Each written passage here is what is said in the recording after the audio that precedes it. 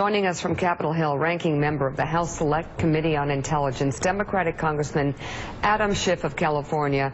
I do think it's clear that those statements, a minimal communication, seems a little bit overstated, since there have been open communications with the Secretary of State, the sitting Secretary of State. But Adam Schiff, what are some of the concerns about having too much communication with Russia? Well, I think the problem has been that most of the communications, apart from the very specific military communications to deconflict airspace in Syria, most of the communications have been pretty valueless. I think the Russians, for most of the last year, have played rope-a-dope with the administration, with Secretary Kerry. They have gone notions of trying to negotiate, but really what they wanted to do is just buy time for their military assault on Aleppo. They wanted to change the facts on the battlefield before they engaged in any serious negotiations. So yes, we've been talking with them, but they have been largely fruitless talks.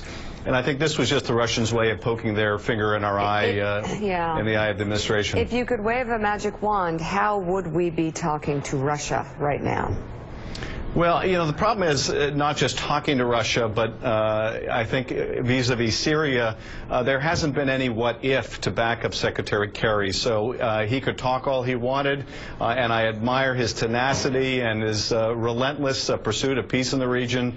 But unless there was a what-if, unless the Russians had some sense that they would pay a cost if they didn't help bring the Syrian regime to the table, there was little the Russians wanted to do to help us or to curb the violence. So take that further. Exactly what would be said to Russia? What would be the stakes that would be laid down? What are the actions that would be taken? What specifically would you like to see happening that is not happening now? Well, what I would have liked to have seen happen were sincere negotiations to try to bring an end to the violence and far more attention to avoidance of civilian casualties, but that was not what the Russians were interested in, and we had very little leverage to bring that about.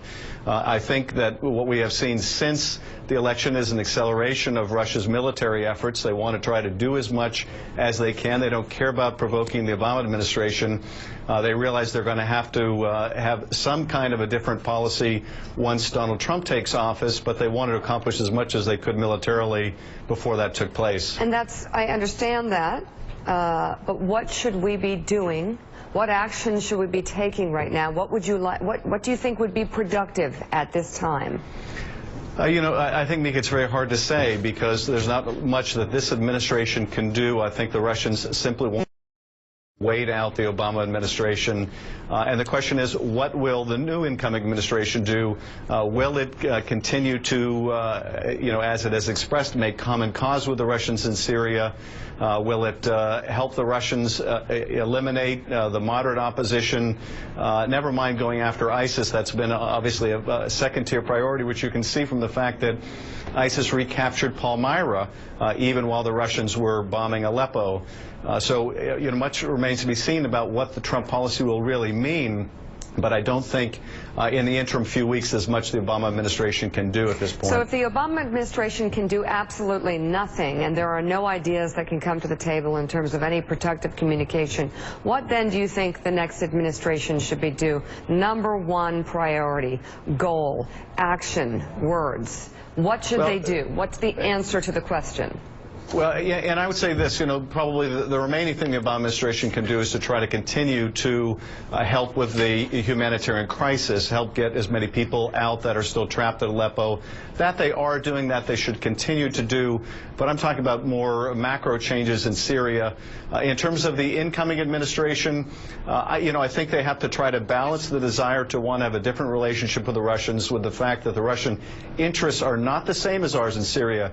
There is a narrow you know, set of interests that overlap in terms of eliminating ISIS and al-Qaeda, but more broadly there isn't. And I think the preservation of the Assad regime is not in our interest. I think that means that the refugee crisis will continue, that the insurgency, the war will look more like an insurgency rather than the ground-holding rebel enclaves that we've seen in the past.